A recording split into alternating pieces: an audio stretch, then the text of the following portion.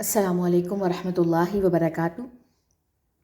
آج ہم پڑھیں گے سورہ بقرہ کا لفظی ترجمہ آیت نمبر 37 سے سٹارٹ کرتے ہیں۔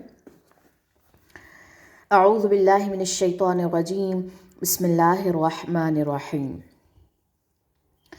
فتلقى، پس سیکھ لیے، آدم نے من ربہ، اپنے رب سے، کلمات، چند کلمات، فتابا، پھر وہ مہربان ہوا، علیہ، اس پر، انہو، بے شک وہ، ہوا، وہی، التواب، بہت توبہ قبول کرنے والا ہے، الرحیم، نہایت رحم کرنے والا ہے۔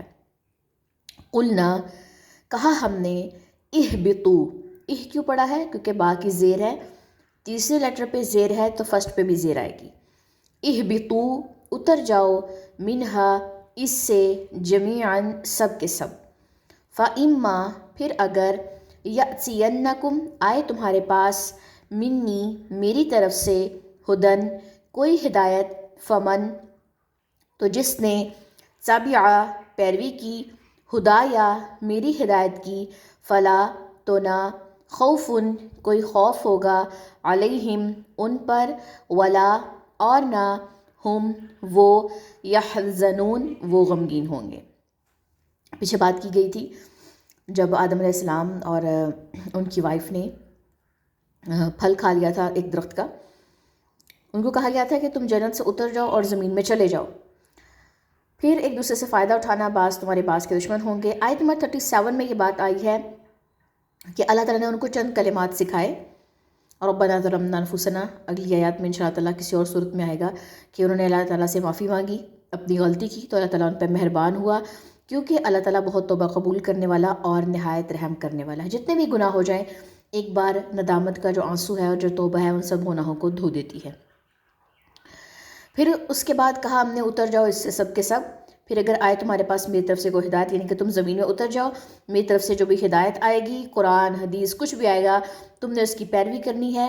اگر تم اس کی پیروی کرتے ہو، قرآن و حدیث کی پیروی کرتے ہو، تو تم پہ کوئی خوف نہیں ہوگا اور نہ تمہیں کوئی غم ہوگا۔ دو چیزیں ہیں، ڈپریشن نہیں ہوگا، کسی قسم کا ڈر نہیں ہوگا۔ ہم آج کہتے ہیں ہمارے دل میں کسی بات کا ڈر ہے، ہمیں ڈپریشن بہت ہوتا ہے کیونکہ ہم قرآن اور حدیث سے دور ہیں، ہم اس کو فالو نہیں کر رہے ہیں۔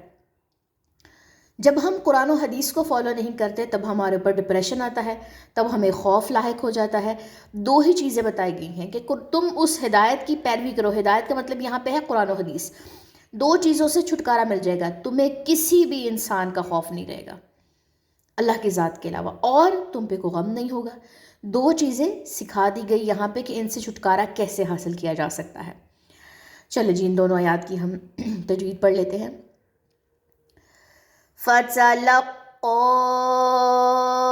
آدَمُ مِن رَّبِّهِ كَلِمَاتٍ فَتَابَ عَلَيْهِ إِنَّهُ هُوَ التَّوَّابُ الرَّحِيمُ۔ قُلْنَا اهْبِطُوا مِنْهَا جَمِيعًا فَإِمَّا يَأْتِيَنَّكُم مِّنِّي هُدًى فَمَن تَبِعَ هُدَايَ فَلَا خَوْفٌ عَلَيْهِمْ وَلَا هُمْ يَحْزَنُونَ۔ سبحانک اللہم و بحمدک، اشہد ان لا الہ الا انت، استغفرک و اتوب الیک۔ السلام علیکم ورحمۃ اللہ وبرکاتہ۔